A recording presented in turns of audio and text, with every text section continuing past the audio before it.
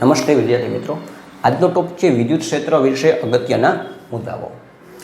આ મુદ્દાઓ સમજવાના છે જેના કારણે વિદ્યુત ક્ષેત્ર વિશે આપણે ઊંડાણપૂર્વક અને સ્પષ્ટતાથી સમજૂતી મેળવી શકીએ. આપણે સ્પષ્ટતાથી સમજાઈ જઈએ કે ભાઈ વિદ્યુત ક્ષેત્ર એકચ્યુઅલમાં શું વાત છે. ઓકે, વિદ્યુત ક્ષેત્રની વ્યાખ્યા શું છે? તો આપણે બે વ્યાખ્યા જોઈ ગયા. પ્રાથમિક વ્યાખ્યા પ્રાઇમરી સાદા ભાષામાં કેવી હોય તો શું કહેતા હતા કે ભાઈ કોઈ વિદ્યુત ભાર પડ્યો છે, કોઈ વિદ્યુત ભાર મૂકેલો છે. ધારો કે અહીંયા કોઈ વિદ્યુત ભાર મૂકેલો છે, તો આ વિદ્યુત ભાર આજુબાજુના વિસ્તારમાં પોતાની અસર ઉત્પન્ન કરતો હશે. આ જે અસર આજુબાજુના વિસ્તારમાં એને ઉત્પન્ન કરી, આ અસર એટલે વિદ્યુત ક્ષેત્ર. આ સ્પષ્ટ અને સાદી ભાષામાં વ્યાખ્યા. બીજી વ્યાખ્યા આપી હોય તો આપણે એક બીજી વ્યાખ્યા આપણી ફિઝિક્સની એકદમ ટેકનિકલ વ્યાખ્યા જેને કહેવાય કે ભાઈ એકમ ધન વિદ્યુત ભાર ઉપર લાગતું બળ. ધારો કે આ વિદ્યુત ભાર આપણે અહીંયા મૂક્યો છે અને કોઈ એકમ ધન વિદ્યુત ભાર અહીંયા મૂકી દીધો, ઠીક છે. તો એકમ ધન વિદ્યુત ભાર ઉપર લાગતું બળ, આ બળ એટલે તે બિંદુ પાસેના વિદ્યુત ક્ષેત્રની તીવ્રતા. ધારો કે અહીંયા આપણે એકમ ધન વિદ્યુત ભાર મૂક્યો, એની ઉપર F જેટલું બળ લાગ્યું, તો F જેટલું બળ એટલે તે બિંદુ પાસે વિદ્યુત ક્ષેત્રની તીવ્રતા. એકમ ધન વિદ્યુત ભાર ઉપર લાગતું બળ એટલે તે બિંદુ પાસે વિદ્યુત ક્ષેત્રની તીવ્રતા. બળ જે દિશામાં લાગે, બળ જે દિશામાં લાગે એ દિશા એટલે વિદ્યુત ક્ષેત્રની દિશા. તો અહીંયા વિદ્યુત ક્ષેત્ર કઈ દિશામાં હશે? આ બાજુ હશે વિદ્યુત ક્ષેત્ર આપણું. તો આ થઈ આપણી બીજી વ્યાખ્યા. હવે અગત્યના મુદ્દાઓની વાત કરીએ તો પહેલી વસ્તુ કે તમે જો વિદ્યુત ક્ષેત્રવાળી થિયરી જોઈએ છે તો આપણે આ રીતની આકૃતિ ડ્રો કરતા હતા. આપણી પાસે XYZ કાર્ટેશિયનની આમ પદ્ધતિ હતી. અહીંયા આપણી પાસે ઉદ્ગમ બિંદુ O હતું જ્યાં આપણે કેપિટલ Q વિદ્યુત ભાર મૂકતા હતા. એનાથી R જેટલા અંતરે આપણે P નામના બિંદુનો વિચાર કરતા હતા અને ત્યાં સ્મોલ Q વિદ્યુત ભાર મૂક્યા હતા. કેટલા અંતરે? R જેટલા અંતરે. હવે ન્યૂટનનો ત્રીજો નિયમ શું કહે છે? તો કે બંને વિદ્યુત ભારો એકબીજા ઉપર બળ લગાડતા હશે. એવું નહીં હોય કે માત્ર આ જે કેપિટલ Q જે અહીં તમે મૂક્યો છે O ઉપર, એ જ માત્ર સ્મોલ Q ઉપર બળ લગાડે. ના, કેપિટલ Q છે એ સ્મોલ Q ઉપર બળ લગાડશે, એ જ રીતના સ્મોલ Q છે એ પણ કેપિટલ Q ઉપર બળ લગાડશે. બંને વિદ્યુત ભારો એકબીજા ઉપર બળ લગાડતા હશે. કેપિટલ Q સ્મોલ Q ઉપર લગાડશે અને સ્મોલ Q એટલા જ મૂલ્યનું બળ પણ વિરુદ્ધ દિશામાં કેપિટલ Q ઉપર લગાડતું હશે. હવે જેવો તમે કેપિટલ Qની નજીક, આ સ્મોલ Q વિદ્યુત ભાર લઈ આવ્યા એટલે તરત જ આ કેપિટલ Q વિદ્યુત ભાર ઉપર પણ બળ લાગવાની શરૂઆત થઈ ગઈ. ઓકે, અહીં જે આ કેપિટલ Q છે એ વિદ્યુત ક્ષેત્રનું ઉદ્ગમ છે કે ભાઈ એમાંથી જે વિદ્યુત ક્ષેત્ર ઉત્પન્ન થાય છે એને આપણે ચકાસવાનું છે, એને ટેસ્ટ કરવાનું છે, એની તીવ્રતા નક્કી કરવાની છે. તો કેપિટલ Q છે એને આપણે સ્ત્રોત વિદ્યુત ભાર, શું નામ આપશું એને? સ્ત્રોત વિદ્યુત ભાર. અને સ્મોલ Q જે છે એ વિદ્યુત ભારને આપણે P નામના બિંદુ પાસે લઈ આવ્યા. શું કરવા માટે લઈ આવ્યા? તો કે ચેક કરવા માટે. શું ચેક કરવા માટે? તો કે ભાઈ P નામના બિંદુ પાસે વિદ્યુત ક્ષેત્ર છે કે નહીં, છે તો કેટલા મૂલ્યનું છે અને કઈ દિશામાં છે. તો એ વિદ્યુત ક્ષેત્ર નક્કી કરવા માટે આ Qને તમે લાવી રહ્યા છો. એટલે Q એ બની જશે આપણો પરીક્ષણ વિદ્યુત ભાર, જેના માટે એક શબ્દ ઉપયોગ થાય છે ટેસ્ટ ચાર્જ. બરાબર? તો કેપિટલ Q એને સ્ત્રોત વિદ્યુત ભાર કીધો અને સ્મોલ Q એને પરીક્ષણ વિદ્યુત ભાર કીધો. તો અહીં આપણે વાત એ કરતા હતા કે ભાઈ બંને વિદ્યુત ભારો એકબીજા ઉપર બળ લગાડશે. હવે જુઓ, જેવો તમે સ્મોલ Qને P પાસે લઈ આવ્યા તરત જ એને કેપિટલ Q ઉપર બળ લગાડ્યું એટલે આ વિદ્યુત ભાર જે પોતાના સ્થાનથી ખસી જવાનો પ્રયત્ન કરે. બરાબર? અહીંયા મૂકેલો છે O પાસે, અહીંયા પણ એના સ્થાનથી ખસી જવાનો પ્રયત્ન કરે. કેમ કે શું કામ? તો કે આ વિદ્યુત ભાર એના ઉપર બળ લગાડશે. હવે જો આ Q વિદ્યુત ભાર પોતાની જગ્યાએથી ખસી જાય, ક્યુ વિદ્યુતભાર પોતાની જગ્યાએથી ખસી જાય તો જે વિદ્યુત ક્ષેત્ર આપણે માપવું છે, જે વિદ્યુત ક્ષેત્રની તીવ્રતા આપણે નક્કી કરવી છે, જેનું મૂલ્ય આપણે નક્કી કરવું છે, એ મૂલ્ય બદલાઈ જાય. શું કામ, શા માટે? તો કે આપણે જોઈ ગયા ભાઈ વિદ્યુત ક્ષેત્રની તીવ્રતા ઇઝ એ ડાયરેક્ટલી પ્રપોઝનલ ટુ 1/r². સ્પષ્ટ છે ભાઈ, ક્યુ થોડોક દૂર વયો જશે, અહીંયા મૂકેલો છે ક્યુ, એના બદલે ક્યુ થોડોક દૂર વયો ગયો, અહીંયા આવી ગયો ફોર એક્ઝામ્પલ, તો આરનું મૂલ્ય વધી ગયું, આરનું મૂલ્ય વધી ગયું એટલે વિદ્યુત ક્ષેત્રની તીવ્રતા બદલાઈ ગઈ. સમજાય? તો આપણો સ્ત્રોત ચાર્જ એટલે કે જેનું વિદ્યુત ક્ષેત્ર આપણે નક્કી કરવું છે એ પોતાની જગ્યાએથી ખસવો જોઈએ નહીં. જો એ ખસી જાય, જો જગ્યા બદલાવી નાખે તો તરત જ આરનું મૂલ્ય, અંતરનું મૂલ્ય બદલાઈ જશે અને વિદ્યુત ક્ષેત્રની તીવ્રતા પણ બદલાઈ જશે. તો આપણે જે મૂલ્ય માપવા માંગીએ છીએ એ માપી શકીશું નહીં. તો કરવું શું હવે? હવે એ તો કોઈ પાબંદી મૂકી જ ના શકાય કે ભાઈ સ્મોલ ક્યુને આપણે એવું ના કહી શકીએ તું આની ઉપર બળ ના લગાડતો, ના, એ આપણું માન્ય નહીં કહીએ તો આનું સોલ્યુશન શું આપણું કે? તો આના માટે આપણે ટેસ્ટ ચાર્જને એટલે કે સ્મોલ ક્યુનું મૂલ્ય બંને તેટલું નાનું લેવાનું. કેવું લેવાનું? બંને તેટલું નાનું. સ્પષ્ટ છે, સ્મોલ ક્યુનું મૂલ્ય બંને તેટલું નાનું લેશું. આથી કેપિટલ ક્યુ પર લાગતું બળ પણ બંને તેટલું ઓછું હશે. સ્પષ્ટ છે ને? સ્મોલ ક્યુનું મૂલ્ય નાનકડું હોય, ઓછું હોય, તો તેના દ્વારા લાગતું બળ પણ કેવું હશે? ઓછું હશે. શા માટે? તો કે કુલમનો નિયમ છે આપણો. કયો? આપણે કુલમનું સૂત્ર છે ને, એ લખવું જોઈએ. F બરાબર કે પહેલા વિદ્યુતભારનું મૂલ્ય, બીજા વિદ્યુતભારનું મૂલ્ય, અંતર, એમાં ક્યુનું મૂલ્ય તમે નાનું લ્યો, સ્મોલ ક્યુનું, તો એફનું મૂલ્ય નાનું જ મળવાનું ને. તો એમ આ ટેસ્ટ ચાર્જ છે એનું મૂલ્ય આપણે બંને તેટલું કેવું લેવાનું છે? નાનું લેવાનું છે, સ્મોલ લેવાનું છે, ઓછું લેવાનું છે, જેના કારણે કેપિટલ ક્યુ ઉપર લાગતું બળ પણ ઓછું હોય. અને સ્પષ્ટ છે થોડુંક બળ લાગતું હશે તો ભલે ને લાગતું, કેપિટલ ક્યુ પોતાનું સ્થાન બદલાવી શકશે નહીં, એ જે જગ્યાએ છે એ જગ્યાએ એમનેમ રહેશે બળ લાગવા છતાં પણ. તો આપણે ટેસ્ટ ચાર્જનું મૂલ્ય બંને તેટલું કેવું લેવાનું છે? નાનું લેવાનું છે. હવે ટેસ્ટ ચાર્જનું મૂલ્ય તમે બંને તેટલું નાનું લ્યો એટલે લાગતું બળ પણ ઓછું મળી જશે. તો એક આ વાત થઈ કે ભાઈ સ્ત્રોત વિદ્યુતભાર કોને કહેવાય, પરીક્ષણ વિદ્યુતભાર કોને કહેવાય. બીજી વાત કરી કે ભાઈ ક્યુનું મૂલ્ય બંને તેટલું નાનું લેવાનું છે. ઓકે, હવે એક ત્રિરાશી મૂકું છું કે એકમ ધન વિદ્યુતભાર ઉપર લાગતું બળ એટલે તે બિંદુ પાસેના વિદ્યુત ક્ષેત્રની તીવ્રતા. આ સાંભળજો. તો ક્યુ વિદ્યુતભાર ઉપર લાગતું બળ કેટલું? આ વસ્તુ થોડીક અટપટી છે, સમજાય નહીં એવી છે. એકમ ધન વિદ્યુતભાર ઉપર લાગતું બળ એટલે તે બિંદુ પાસેની વિદ્યુત ક્ષેત્રની તીવ્રતા. એને F વડે બતાવો અથવા E વડે બતાવો. તો ક્યુ ઉપર લાગતું બળ કેટલું હશે? તો આપણે ત્રિરાશી મૂકીએ તો કહી શકીએ કે ભાઈ ક્યુ પર લાગતું બળ બરાબર ક્યુ ઇન્ટુ E. અહીંયા આપણે લખી નાખીએ ગુજરાતીમાં લાગતું બળ. થાય કે ના થાય એવી વ્યાખ્યા? તો આપણે કીધું ક્યુ ઉપર લાગતું બળ કેટલું હશે? તો કે ક્યુ ઇન્ટુ E. તો આ જગ્યાએ આ P નામના બિંદુ પાસે ધારો કે વિદ્યુત ક્ષેત્રની તીવ્રતા E જેટલી છે. કેટલી છે? E જેટલી. તો ક્યુ ઉપર લાગતું બળ કેટલું હશે? તો કે ક્યુ ઉપર લાગતું બળ આ સૂત્રનો ઉપયોગ કરી અને મેળવી શકાય, ક્યુ ઇન્ટુ E. ઓકે, હવે આકૃતિ ભૂસી નાખું છું.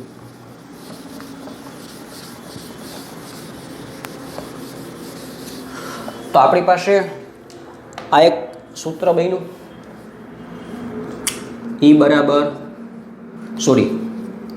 F બરાબર ક્યુ ઇન્ટુ એ. અદિશ સ્વરૂપમાં લખીએ છીએ, સદિશ સ્વરૂપમાં નથી લખતા. સદિશમાં લખવું હોય તો આવી રીતના લખવું પડે. F અને E બેની માથે નિશાની. ઠીક છે? તો આદિશ સ્વરૂપમાં લખ્યું આપણે.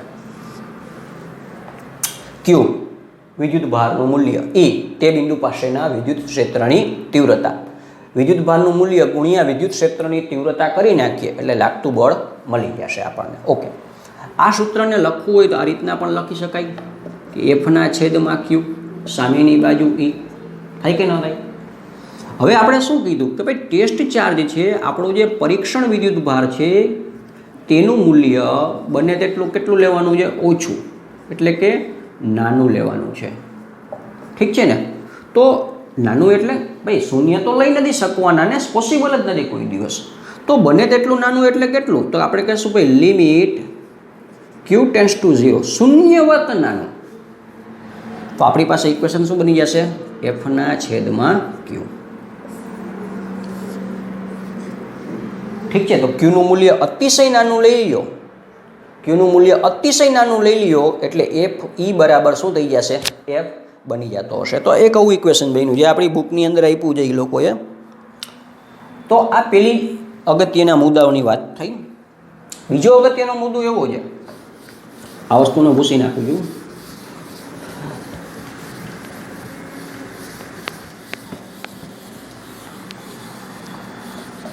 બીજો અગત્યનો મુદ્દો એ છે, એ લોકો એવું કહે છે બીજા મુદ્દાની અંદર કે ઈ બરાબર એફના છેદમાં ક્યુ, આવું લખ્યું ને આપણે. એટલે કે એ લોકો બીજા મુદ્દામાં એવું કહેવા માગે છે કે ભાઈ ઈનું મૂલ્ય એટલે કે વિદ્યુત ક્ષેત્રની તીવ્રતાનું મૂલ્ય પરીક્ષણ ચાર્જ એટલે કે ક્યુ વિદ્યુત ભારના મૂલ્ય પર આધારિત નથી. હવે આ વસ્તુને સમજજો. આકૃતિ પાછી હું ડ્રો કરું છું. આપણી પાસે ક્યુ વિદ્યુતભાર અહીંયા મૂકેલો છે, એનાથી થોડાક ડિસ્ટન્સ ઉપર આપણે સ્મોલ ક્યુ વિદ્યુતભાર મૂક્યો. આ જગ્યાએ જે સ્મોલ ક્યુ મૂક્યો છે ત્યાં વિદ્યુત ક્ષેત્રની તીવ્રતા ધારો કે ઈ જેટલી છે. સમજાઈ ગયા? તો હવે એ લોકોએ શું કીધું કે ભાઈ આ વિદ્યુત ક્ષેત્રની તીવ્રતાનું ઈનું મૂલ્ય એ ક્યુ ઉપર આધાર રાખતું નથી. શું કામ નથી રાખતું? જોજો અહીંયા ઉપરનું સૂત્ર, એને સ્ટાર કરીને હું બતાવું. સ્પષ્ટ છે ભાઈ, ક્યુનું મૂલ્ય વધશે, ક્યુનું મૂલ્ય વધશે તો બે વિદ્યુતભારો વચ્ચે લાગતા બળનું મૂલ્ય વધશે કે નહીં વધે? સિમ્પલ વાત છે ને, વધે જ ને. ન્યૂટનનું સૂત્ર શું છે કે ક્યુ સ્મોલ ક્યુના છેદમાં બેની વચ્ચેના અંતરનો વર્ગ. તો સ્પષ્ટ છે ભાઈ, ક્યુનું મૂલ્ય વધ્યું તો એફનું મૂલ્ય પણ વધશે.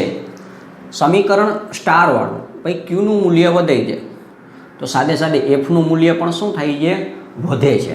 એટલે કે બેયનો ગુણોત્તર જે લઈએ છીએ ને એ ગુણોત્તર તો કેવું રહેશે? અચળ રહેશે.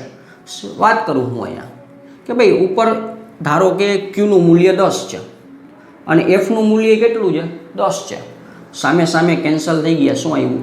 1 જવાબ.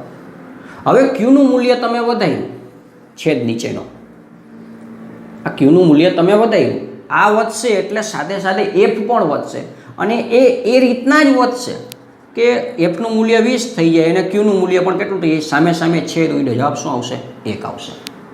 એટલે કે ક્યુનું મૂલ્ય વધારીએ તો એફનું મૂલ્ય વધશે અને બેયનો ગુણોત્તર જે એ કેવો રહેશે? અચળ રહેશે. ઈના મૂલ્યમાં કોઈ જાતનો ફેરફાર થશે નહીં. ઈ એટલે વિદ્યુત ક્ષેત્રનું મૂલ્ય. ઠીક છે? તો આપણે કહી શકાય ભાઈ ઈનું મૂલ્ય એ સ્મોલ ક્યુ ઉપર આધારિત નથી. તો કેના ઉપર આધારિત છે? આ વસ્તુને બીજી રીતના પણ સમજાવી શકાય કે ભાઈ તો આધારિત કોના ઉપર છે? તો આપણી પાસે જો સૂત્ર હતું, તમને યાદ હોય તો આ રીતનું સૂત્ર આવતું હતું. ઈ સામેની બાજુ 1/4πε0 જે વિદ્યુત ભારના કારણે વિદ્યુત ક્ષેત્ર ઉત્પન્ન થાય છે, જેના કારણે વિદ્યુત ક્ષેત્ર ઉત્પન્ન થઈ જાય એ વિદ્યુત ભારનું મૂલ્ય જે બિંદુ પાસે ગોતવું છે એ બિંદુનું અંતર. આપણે આકૃતિ ડ્રો કરતા હતા, મારે વારંવાર આકૃતિ યાદ રાખવી પડે છે. પણ અહીંયા આપણી પાસે સ્મોલ ક્યુ હતો, ત્યાંથી આપણે આર જેટલા અંતરે ગોતતા હતા પી નામના બિંદુ પાસે. તો અંતર જે છે, અંતર કેટલું છે? એનો વર્ગ અને એકમ સદિશ. અહીંયા આપણે આ દિશાનો એકમ સદિશ, જે દિશામાં વિદ્યુત ક્ષેત્ર છે તે દિશાનો એકમ સદિશ. આવું સૂત્ર બનતું હતું, યાદ આવ્યું? હવે એમાં સ્પષ્ટ છે કે ભાઈ 1/4πε0 અચળ છે. ક્યુ ભાઈ વિદ્યુતભાર મૂક્યો એ અચળ છે અને આ સૂત્રમાં દેખાય કે સ્મોલ ક્યુ આવતો જ નથી. તો આ રીતના પણ કહી શકે કે ભાઈ સ્મોલ ક્યુ આમાં ક્યાંય આવ્યો જ નથી, સ્મોલ ક્યુ આમાં આવતો નથી, તો ઈનું મૂલ્ય સ્મોલ ક્યુ ઉપર આધારિત ન હોય. સૂત્રમાં સ્મોલ ક્યુ આવતો હોય તો આધારિત હોય, પણ આમાં તો સ્મોલ ક્યુ અહીંયા આવતો જ નથી, તો ઈનું મૂલ્ય સ્મોલ ક્યુ ઉપર આધારિત નથી, એ રીતના પણ કહી શકાય. તો વાતે થતી હતી કે 1/4πε0 અચળ છે, ક્યુ અચળ છે, એકમ સદિશનું મૂલ્ય તો 1 હોય, એ તો માત્ર દિશા બતાવવા માટે સ્ટીક જ ચોટાડ્યું પાછળ આપણે. તો આપણી પાસે જે સૂત્ર છે એને અદિશ સ્વરૂપમાં કન્વર્ટ કરીને લખીએ અને અચળ જે વસ્તુ છે એ બધી કાઢી નાખીએ તો બરાબરની નિશાની પણ નીકળી જશે. ગણિતના નિયમ પ્રમાણે સૂત્ર બનશે E ઇઝ એ ડાયરેક્ટલી પ્રોપોઝનલ ટુ 1/r², જે આપણે લખતા હતા. તો ભાઈ ઈનું મૂલ્ય એ માત્ર ઈ એટલે વિદ્યુત ક્ષેત્ર, વિદ્યુત ક્ષેત્રનું મૂલ્ય માત્ર અને માત્ર કોના ઉપર આધાર રાખે છે? અંતર r ઉપર. એટલે કે અહીં અંતર r વધી જાય, P નામનું બિંદુ થોડાક ડિસ્ટન્સ ઉપર વયું જાય તો અંતર વધી ગયું, અને અંતર વધી ગયું એટલે ઈનું મૂલ્ય પણ શું થશે? વધી જશે. તો આપણે કહી શકીશું કે ભાઈ ઈનું મૂલ્ય માત્ર કોના ઉપર આધાર રાખે છે? અંતર r ઉપર. તો આ બીજી અગત્યની વાત થઈ કે ભાઈ ક્યુનું મૂલ્ય ઈનું મૂલ્ય, વિદ્યુત ક્ષેત્રનું મૂલ્ય ક્યુ પર આધારિત નથી. હવે જોજો આ વસ્તુને બરાબર યાદ રાખજો. મેં શું કીધું? ભાઈ ક્યુનું વિદ્યુત ક્ષેત્ર ઈનું મૂલ્ય, વિદ્યુત ક્ષેત્ર ઈનું મૂલ્ય માત્ર અંતર ઉપર આધારિત છે. એટલે આપણે અહીંયા સ્મોલ ક્યુ વિદ્યુત ભાર મૂક્યો હોય, કેપિટલ ક્યુ વિદ્યુત ભાર મૂક્યો હોય, બિંદુવત કેપિટલ ક્યુ વિદ્યુત ભાર મૂક્યો હોય, ત્યાંથી r જેટલા અંતરે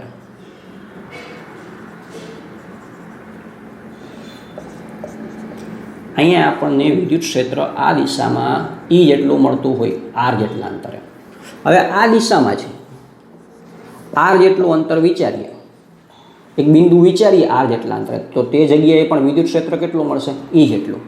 એવી રીતના આ બાજુ પણ r જેટલું અંતર વિચારીએ અને એક બિંદુનો વિચાર કરવામાં આવે તો વિદ્યુત ક્ષેત્ર કેટલું મળશે? E જેટલું. ટૂંકમાં બિંદુવત વિદ્યુતભાર ક્યુથી r જેટલા અંતરે કોઈપણ બિંદુ પાસે, બિંદુવત વિદ્યુતભાર ક્યુથી r જેટલા અંતરે કોઈપણ બિંદુ પાસે વિદ્યુત ક્ષેત્રની તીવ્રતા કેવી મળશે? સરખી મળશે. ત્રિપરિમાણમાં વિચાર કરતા હોય તો એક ગોળો તમને મળશે. r જેટલા અંતરે તમે એક ગોળો વિચારો તો એ ગોળાના દરેક બિંદુ પાસે વિદ્યુત ક્ષેત્રની તીવ્રતા કેવી મળશે? સરખી મળશે. શું કામ? તો કે દરેક બિંદુ છે તે એ બિંદુવત વિદ્યુત ભારથી સરખા અંતરે આવેલું છે. અહીંયા દેખાય છે ને, r જેટલા અંતરે આ બિંદુ વિચાર્યું, વિદ્યુત ક્ષેત્ર મળ્યું E. r જેટલા અંતરે આ બિંદુ વિચાર્યું, વિદ્યુત ક્ષેત્ર મળ્યું E. r જેટલા અંતરે આ બિંદુ વિચાર્યું, વિદ્યુત ક્ષેત્ર મળ્યું E. એમ r જેટલા અંતરે એટલે કે વિદ્યુત ભારથી સરખા અંતરે આવેલા દરેક બિંદુ પાસે વિદ્યુત ક્ષેત્રની તીવ્રતા E સરખી મળતી હશે. આ થઈ ગયો આપણો અગત્યનો મુદ્દો. બરાબર છે? તો આ બધા થયા આપણા અગત્યના મુદ્દા. બુકમાં તો એ લોકોએ ઘણી બધી વાતો કરી છે. છેલ્લી અને ખૂબ જ અગત્યની વાત કે તમારી પાસે પ્લસ ક્યુ વિદ્યુતભાર હોય ને, ધન પ્રકારનો વિદ્યુતભાર, તો વિદ્યુત ક્ષેત્ર આવી રીતના બહારની તરફ એરાઓ આવી અને દર્શાવી શકાય. સમાન મૂલ્યના સરખી લંબાઈના એરાઓ બતાવવાના. શું કેવો વિદ્યુતભાર હોય ત્યારે? ધન વિદ્યુતભાર હોય ત્યારે. શું કામ? તો કે ભાઈ ધન વિદ્યુતભાર હોય અને કોઈ એકમ ધન વિદ્યુતભાર પરીક્ષણ ચાર્જ આપણે મૂકીએ, શું થશે? અપાકર્ષણ, દૂર ફેંકાશે, એટલે એરાઓ દેખાય, દૂર જતા બતાવ્યા આપણે. જો તમારી પાસે ઋણ વિદ્યુતભાર હોય તો આ જે એરો છે, આ જે તીર છે એ અંદરની તરફ આવતા હોય એ રીતના બતાવવાના. કઈ તરફ આવતા હોય? અંદરની તરફ. શા માટે? પરીક્ષણ ચાર્જ અહીંયા મૂકીએ, એકમ ધન વિદ્યુતભાર.